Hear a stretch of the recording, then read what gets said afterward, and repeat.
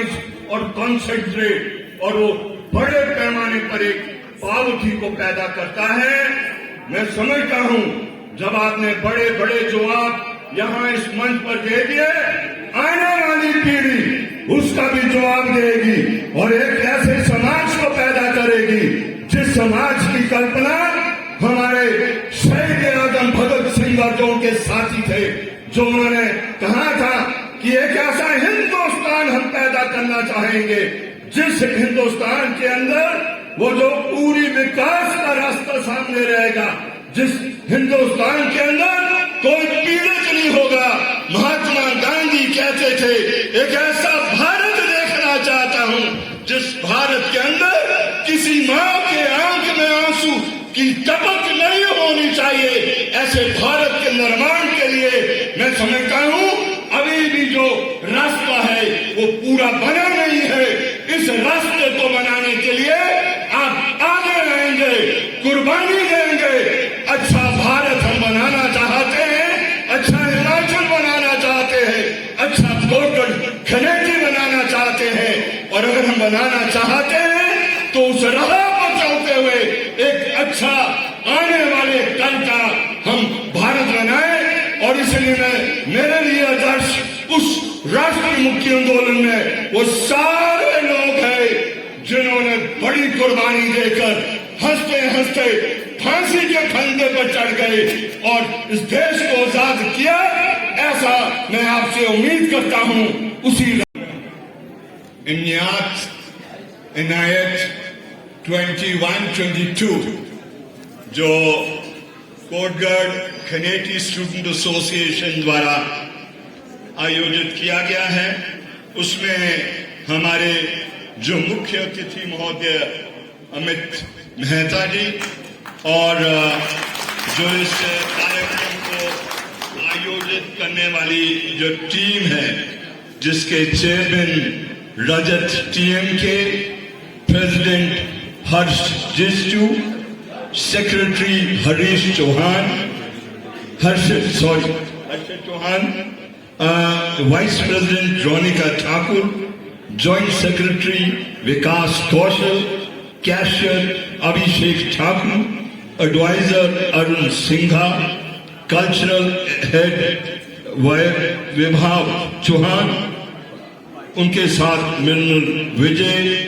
Disciplinary in charge, उनको तो ज्यादा जोर से मुझे कहना है, सौरभ ठाकुर, कीर्तिका चौहान और जो बहुत ही ऑनर्ड गेस्ट यहाँ पर शामिल है, जिसमें मेरे ख्याल जो हमारे ठाकुर ज्वेलर्स की जो पूरी टीम जिसको रविंद्र ठाकुर लीड कर रहे हैं, वो हमारी बहुत माननीय जिला परिषद की सदस्य रीना ठाकुर जी, हमारे रिटायर्ड प्रिंसिपल अशोक मेहता जी और जो बहुत से अगली पंक्तियों और पिछली पंक्तियों में जो आज शामिल हैं, और मेरे बहुत से प्यारे बच्चों और प्रेस के मेरे बंधु। बहुत लंबी चर्चा नहीं करूंगा। मुनीष जी, आपको भी मुझे संबोधित करना है। आपने 4 चांद लाए हैं इस कार्यक्रम में और मैं दिल की गहराई से बहुत ईमानदारी से कहना चाहता हूं कि मुझे ऐसा एहसास हुआ कि मैं गेटी थिएटर में नहीं बैठा हूं, कहीं बंबई के अंदर जो हॉलीवुड बॉलीवुड जहां पर चलता है वहां पर मैं बैठा हूं। मैं आपको दिल की गहराई से जितना भी परफॉर्मेंस अभी दिया गया है, दिल की गहराई से बहुत बहुत मुबारकबाद देना चाहता हूं। It is been excellent. मैंने कभी जिंदगी में विश्वविद्यालय में 1978 में आ गया था, लेकिन today's performance has been one of the best. मैं आपको बहुत बहुत मुबारकबाद देता हूं जिन्होंने परफॉर्म किया है और जिन्होंने यहां पर इसको आयोजित किया है।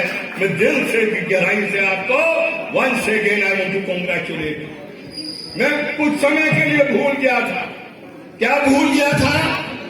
कि जो आज हमारे सामने बहुत सी चैलेंजेस है, आपने इतना खूबसूरत कार्यक्रम यहां पर दिया कि मैं सारी चीजें भूल गया कि भाई आज चैलेंजिंग टाइम्स है, उसका तो मैं थोड़ा सा जिक्र जरूर करना चाहूंगा, लेकिन शुरू करूंगा कहां से।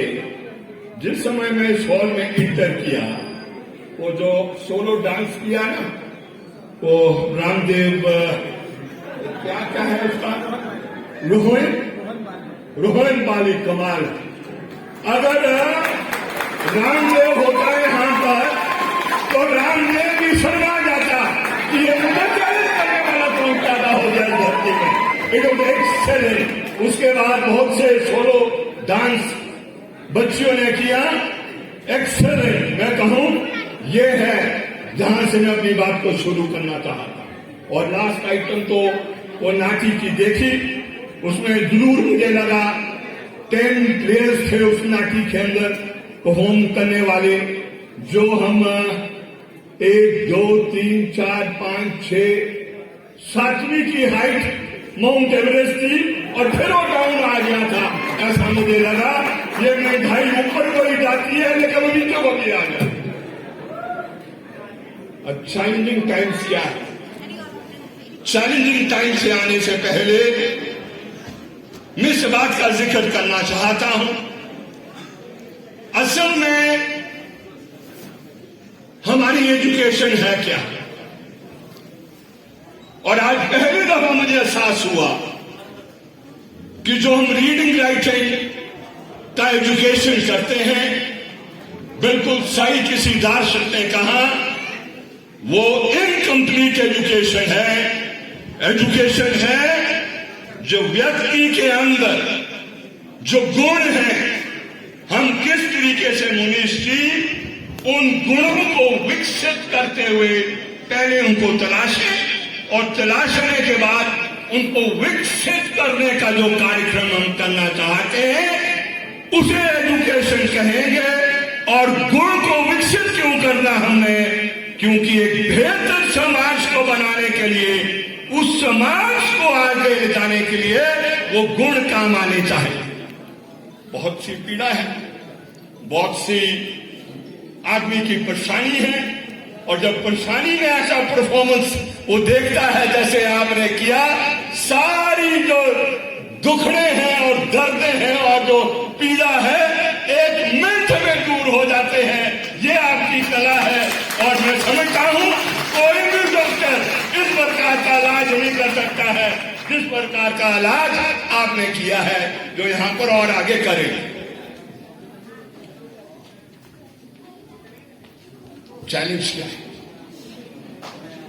चैलेंज ये है,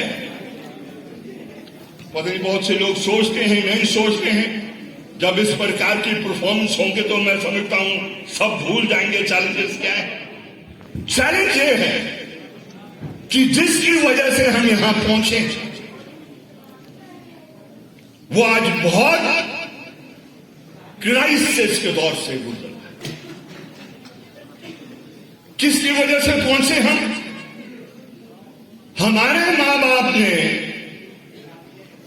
जो किसानी की, खेती की, जिस खेती की वजह से वो हमें तालीम देने की पोजीशन में पहुंचे, आज वही खेती और वही बागवानी बहुत संकट के दौर से गुजर रही है। अब ये बहुत से आप बच्चे जो यहां पर हैं वो फॉर्म बहुत अच्छा कर रहे हैं। ये आपके दिमाग में ये प्रश्न कभी पैदा होता है, नहीं पैदा होता, मैं कह नहीं सकता। हमारे में यंग लोग हैं, जैसे हमारे मेहता जी हैं जो आज हमारे चीफ गेस्ट हैं, अमित जी, वो सोचते हैं कि नहीं सोचते हैं। अभी हमारे वो स्पेशल इनवाइटी कुलदीप राठौर जी आएंगे, हम सोच पाते हैं, नहीं सोच पाते हैं। मैं समझता हूं आज एक बहुत बड़ी चुनौती और चैलेंज हमारे सामने ये पैदा हो गया है, और अगर इसका हम सोल्यूशन नहीं निकाल पाएंगे, आने वाले समय में जिस तरीके से महंगाई की ग्राफ ऊपर जा रही है और बाद में उम्मीद करते हैं नीचे को आएगी, वो हमारी जो खेती है, जो हमारी बागवानी है, वो भी नीचे को आनी शुरू करेगी। और इसलिए आज हमें ये सोचना है, सरकारों को सोचना है और जो सरकार के तंत्र है उसको सोचना है कि किस तरीके से इस खेती को बचाया जा सकता है। मैं क्यों इस बात को कह रहा हूं? आज मैं पांचकर जी को देखता हूं, पंकज जी को देखता हूं, बहुत से और को देखता हूं, वो बहुत से सैकड़ों किसानों को एकदम आकर्षित कर लेते हैं। क्यों आकर्षित करते हैं? हमारे सामने चुनौती ये है कि अगर हमने अपने बच्चों और बेटियों को एक अच्छी बेहतरीन तालीम देनी है तो घर के अंदर जो हमें खेती कर रहे हैं, बाग बगीचे में कर रहे हैं, उसकी आय आनी चाहिए। लेकिन I am sad to state, मैं बहुत भारी मन से इस बात को कह रहा हूं, पिछले 10 साल इस तरीके से बीत रहे हैं कि वो आउटपुट जो आना चाहिए, जो उसे आय आनी चाहिए, उस रूप में नहीं आ रही है। हमेशा जिंदगी में बड़ी बड़ी चुनौतियां आपके सामने आएंगी। आप हमेशा एक चीज को ख्याल रखें, जब भी जिंदगी में किसी भी मोड़ में आप पहुंचे, प्लीज आस्क दिस क्वेश्चन, ये क्यों। जब तक आप क्यों का प्रश्न नहीं पूछेंगे, आप सारी बातें वैसी मानते जाएंगे जो कॉपीराइट होती है, जो डिटो लाइन पर होती है। आप जिंदगी में आगे नहीं पहुंच पाएंगे। न्यूटन जिस समय उस सेब के पेड़ के नीचे बैठा था और सेब गिर गया ऊपर से नीचे, उसने प्रश्न पूछा, वाई, ये ऊपर क्यों गया, ये नीचे क्यों आया।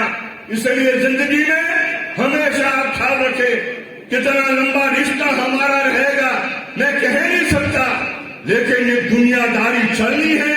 हम अच्छा समाज बनाना चाहते हैं।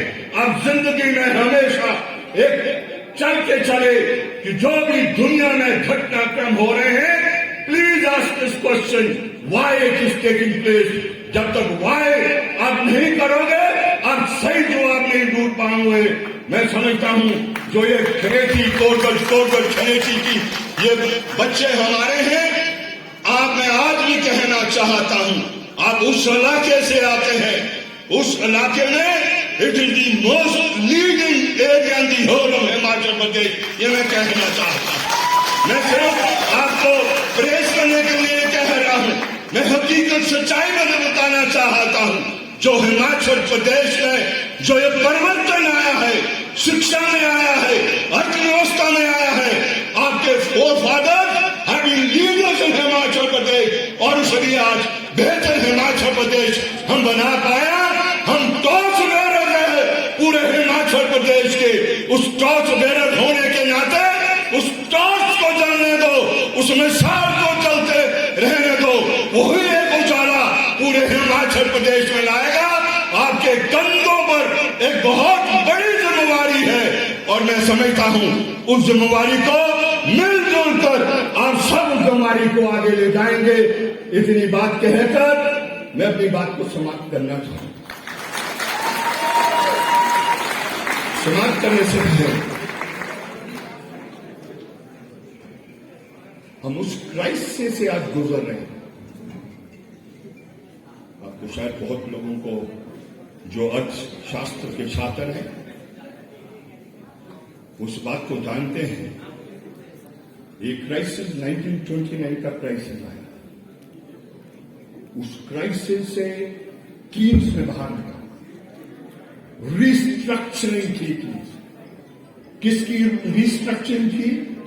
जो पार्ट ऑफ डेवलपमेंट था उसकी रिस्ट्रक्चरिंग, उस क्राइसिस से बाहर निकाला। आज का क्राइसिस 2007 में आया, लेकिन उस क्राइसिस का अभी दुनिया के अंदर कोई दार्शनिक पैदा नहीं हुआ जो उस क्राइसिस से बाहर निकाल सकता था। और इसलिए वो संकट बहुत खौफनाक संकट है। वो संकट ऐसा संकट है, अगर उससे हम बाहर नहीं निकल पाएंगे तो आप समझ रहे इस दुनिया के अंदर जो आम आवाम की पीड़ा है वो बढ़ेगी। अमीर अमीर होगा, गरीब गरीब होगा। ये लॉ ऑफ कैपिटलिज्म है। जैसे जैसे उसका विकास होता है इट टेंड्स टू सेंट्रलाइज और कॉन्सेंट्रेट, और वो बड़े पैमाने पर एक पावर्टी को पैदा करता है। मैं समझता हूं जब आपने बड़े बड़े जवाब यहां इस मंच पर दे दिए, आने वाली पीढ़ी उसका भी जवाब देगी और एक ऐसे समाज को पैदा करेगी जिस समाज की कल्पना हमारे शहीद आजम भगत सिंह और जो उनके साथी थे, जो उन्होंने कहा था कि एक ऐसा हिंदुस्तान हम पैदा करना चाहेंगे जिस हिंदुस्तान के अंदर वो जो पूरी विकास का रास्ता सामने रहेगा, जिस हिंदुस्तान के अंदर कोई पीड़ित नहीं होगा। महात्मा गांधी कहते थे एक ऐसा भारत देखना चाहता हूं जिस भारत के अंदर किसी मां के आंख में आंसू की टपक नहीं होनी चाहिए। ऐसे भारत के निर्माण के लिए मैं समझता हूं अभी भी जो रास्ता है वो पूरा बना नहीं है। इस रास्ते को बनाने के लिए आप आगे आएंगे, कुर्बानी देंगे। अच्छा भारत हम बनाना चाहते हैं, अच्छा हिमाचल बनाना चाहते हैं, अच्छा कोटल खनेजी बनाना चाहते हैं। और अगर हम बनाना चाहते हैं तो उस राह पर चलते हुए एक अच्छा आने वाले कल का हम भारत बनाए। और इसलिए मेरे लिए आदर्श उस राष्ट्रीय मुक्ति आंदोलन में वो सारे लोग हैं जिन्होंने बड़ी कुर्बानी देकर हंसते हंसते फांसी के फंदे पर चढ़ गए और इस देश को आजाद किया। ऐसा मैं आपसे उम्मीद करता हूं उसी राह पर आप चले और एक अच्छा हिमाचल और भारत आने वाले समय में बनाए। ज्यादा न कहता हुआ मैंने रामपुर में भी यही नारा दिया। मेरे लिए वो प्रिय है, मेरे लिए वो आदर्श है। भगत सिंह उस समय भी आखिरी समय जब उनको फांसी लगनी थी, जेलर ने कहा भगत सिंह समय आ गया। भगत सिंह ने कहा ठहरो, एक क्रांतिकारी दूसरे क्रांतिकारी के साथ बात कर रहा है। He knew his death was there. उनको पता था कुछ क्षण के लिए अब है, लेकिन क्यों? जैसे मैंने कहा कि एवरी टाइम इन लाइफ ये क्यों हुआ, वो आखिरी सांस तक आदमी सीखना चाहता है। और इसलिए आप भी उस राह पर चलते हुए उस नारे को देना चाहूंगा। नारा इसलिए देना चाहूंगा क्योंकि आज भी वो नारा रेलेवेंट है और मैं आपसे बधाई मांगता हूं। इनकलाब जिंदाबाद। इस नारे